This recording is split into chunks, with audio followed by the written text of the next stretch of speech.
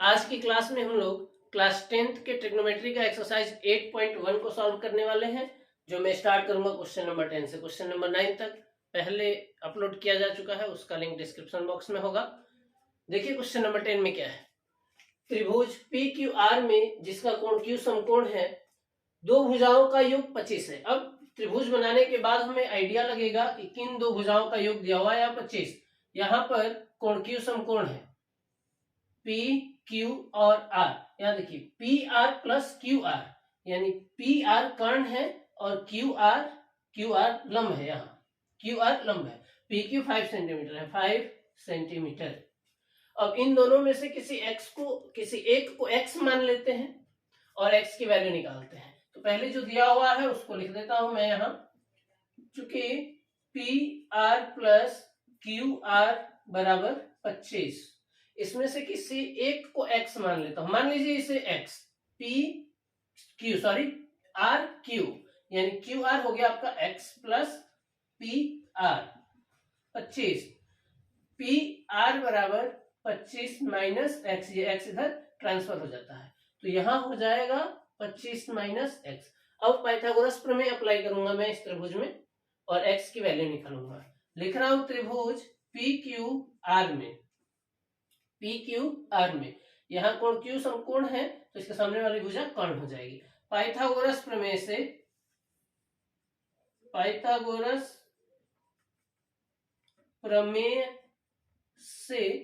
कर्ण square बराबर, कर्ण क्या है हमारे पास 25 माइनस एक्स का स्क्वायर, लंब स्क्वायर प्लस आधार square, a minus b whole square, a square plus b square minus 2ab बराबर एक्स स्क्वायर प्लस 5 स्क्वायर।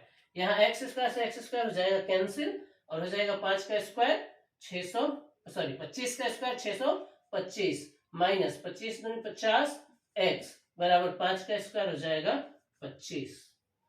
अब यहां से 625 को ट्रांसफर, तो 50x बराबर 25 माइनस 625 माइनस 50x बराबर माइनस 600, ये दोनों कैंसिल, x इक्वल 600/50। अब यहां मैं x की वैल्यू निकाल लूंगा, 600 को कटा दूंगा 50 से, तो यहाँ 0 0 कैंसिल होगा ही और 12.60 होता है, तो x का मान आ गया 60। इससे हमें 12, इससे हमें पता चल जाएगा कि 12 सेंटीमीटर हो गया और ये 25 से माइनस करके x को पी आर की वैल्यू निकाली जाएगी। तो पहले मैं तीनों भुजाओं को अब सेपरेट लिख देता हूं। जैसे कोण P के लिए पूछा जा रहा है, यहाँ पर sine P, cos P, tan P, सब P के लिए पूछा जा रहा है, तो सामने वाली भुजा हो जाएगी लंब। तो अब मैं लंब बराबर क्यू आर बराबर x, और x की वैल्यू क्या आया है, x की वैल्यू ये रहा 12 सेंटीमीटर। आधार कितना है, आधार है इसका पी क्यू बराबर 5 सेंटीमीटर और कर्ण हो गया पी आर बराबर 25 माइनस एक्स, यानी पी आर बराबर 25 माइनस एक्स का मान है 12, पी आर बराबर हो जाएगा 13 सेंटीमीटर। जब आपके पास लंब, आधार और कर्ण तीनों भुजाएं पता हो, जब आपके पास तीनों भुजाएं ज्ञात हो जाए, तब आप किसी भी क्वेश्चन को सॉल्व करेंगे। यहाँ साइन पी हमें निकालना है, लिखूंगा मैं अब साइन पी बराबर, जो आप लोग पहले से जानते हैं, ट्रिक आपका LAL और KKA से याद रखेंगे कि साइन थीटा बराबर लंब बटे कर्ण। तो यहां लिखूंगा मैं लंब बटे में कर्ण। अब लंब कितना है हमारा 12, देखिए लंब कितना है 12 और कर्ण कितना आया है 13, तो 12/13 हो जाएगा साइन पी का मान। हमें निकालना है वापस कॉस पी का मान। कॉस का मान हो जाएगा आधार बटे कर्ण, इसी ट्रिक से हमें देखते चलना है, आधार बटे में कर्ण। तो आधार यहाँ कितना हमने निकाला है, यहाँ से भी देख सकते हैं, डायग्राम से भी देख सकते हैं, और इसीलिए मैंने ये तीनों सेपरेट किया है, एक जगह लिखा है ताकि हमें परेशानी नहीं हो। तो आधार हो जाएगा 5 सेंटीमीटर और कर्ण है हमारा इस डायग्राम से 25 माइनस एक्स है, यानी कर्ण कितना आया था 13, ये हो जाएगा कॉस का मान। और पूछा जा रहा है हमसे tan P का मान, तो यहाँ tan p बराबर लंब बटे आधार, लंब बटे आधार, लंब का मान है 12 और आधार का मान है 5। देखिए यहाँ लंब का मान है 12 और आधार का मान है 5, तो 12/5 हो जाएगा tan p का आंसर। इस तरीके से हमने साइन, कॉस और tan की वैल्यू निकाली है। अब नेक्स्ट क्वेश्चन को देखते हैं। क्वेश्चन नंबर 11 है। फर्स्ट क्वेश्चन है tan a का मान सदैव 1 से कम होता है। हमने एक वीडियो में त्रिकोणमिति की पूरी सारणी समझी है। tan की लाइन में 0 अंश का मान 0, 30 अंश का मान 1/√3, 45 अंश का मान 1 और इसके बाद मान बढ़ने लगता है, यानी 60 अंश का मान √3 जो 1 से बड़ा है, 90 अंश का मान इनफाइनाइट जो 1 से बड़ा है। तो हम ये नहीं कह सकते कि tan a का मान सदैव 1 से कम होता है, क्योंकि यहां पर तो मान 1 से अधिक है, इसलिए ये हो जाएगा असत्य, ये असत्य हो जाएगा। अब आते हैं कोण a के किसी भी मान के लिए sec a बराबर 12/5, किसी भी मान के लिए। तो सेक वाली लाइन में वैल्यू कितनी होती है? मैंने बताया था सेक और कॉस उल्टा होते हैं एक दूसरे के। तो अगर सेक का नहीं ध्यान हो तो पहले आप कॉस का ध्यान रखना। कॉस का होता है 1√3/2, 1/√2, 1/2 और 0। सेक ठीक इसका व्युत्क्रम होता है। अगर हम सेक का निकालेंगे तो मैं थोड़ा ढंग से कर देता हूं। देखिए सेक का अगर निकालेंगे तो 1 का उल्टा 1 ही होगा, ये 2 ऊपर और √3 नीचे, यहाँ √2 ऊपर, यहाँ 2 और ये 0 का व्युत्क्रम होता है इनफाइनाइट। अब इसकी वैल्यू कहां से कहां तक चल रही है सेक्युअल? तो 1 से स्टार्ट होकर अनंत तक जा रहा है और यहाँ पर दिया हुआ है 12/5, तो ये 1 से बड़ा है ही और अनंत से छोटा है।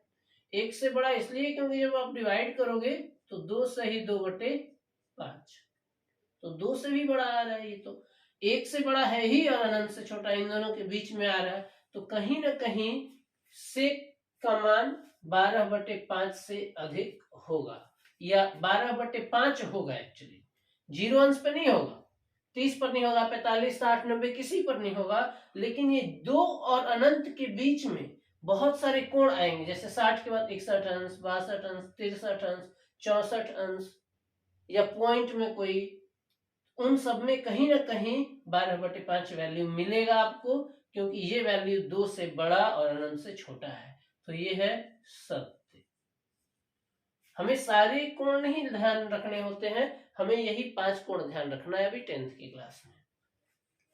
cos a कोण a के कॉस्केंट के लिए प्रयुक्त एक संक्षिप्त रूप है। जैसे साइन के लिए SINE होता है, कॉस के लिए कोसाइन होता है, tan के लिए टेंजेंट होता है, वैसे ही कॉस्केंट कोसेक के लिए है, कॉस के लिए नहीं है। कॉस के लिए तो कोसाइन है, कॉस के लिए कोसाइन है, तो ये गलत है, क्योंकि कॉस कॉस्केंट के लिए प्रयुक्त संक्षिप्त रूप नहीं है, बल्कि कोसेकेंट के लिए अगर लिखना होता तो यहाँ कोसेक होना चाहिए था। तो इसलिए ये क्या असत्य है, ये क्वेश्चन असत्य है। अब 4th number, cot A, cot और ए का गुणनफल होता है, ऐसा नहीं है 2x, 2 और x का गुणनफल है, लेकिन कॉट ए, कॉट और ए का गुणनफल नहीं है। इसमें से कॉट को अलग और ए को अलग हम नहीं कर सकते हैं, फिर दोनों का ही अस्तित्व नहीं रहेगा। तो कॉट ए एक ही वर्ड, एक ही है। जैसे ऐसा आप नहीं समझ सकते हो कि साइन 30 यानी साइन अलग और 30 अलग, ऐसा नहीं होता। साइन 30 अंश का वैल्यू कुछ ना कुछ होता है। जैसे यहाँ 37 अंश की वैल्यू 1/2, तो 1/2 किसकी वैल्यू है? सिर्फ 30 की वैल्यू नहीं है, या सिर्फ साइन की वैल्यू नहीं है, साइन 30 अंश की वैल्यू है मिलाकर।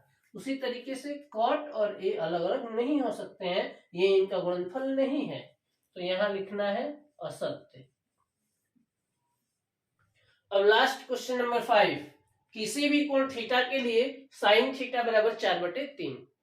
साइन थीटा का मान 4/3, यानी ये 1 से बड़ा, देखिए जब अंश बड़ा होता है तो पूरा मान 1 से बड़ा होता है, और यहाँ 4 अंश बड़ा है और हर छोटा है, तो ये मान तो 1 से बड़ा है। अब साइन थीटा की वैल्यू होती क्या है, तो साइन थीटा का मान होता है 0 अंश का 0, फिर होता है 1/2, 1/√2, √3/2 और 1। तो ये 0 से बढ़ते बढ़ते कहां तक जा रहा है, 1 तक।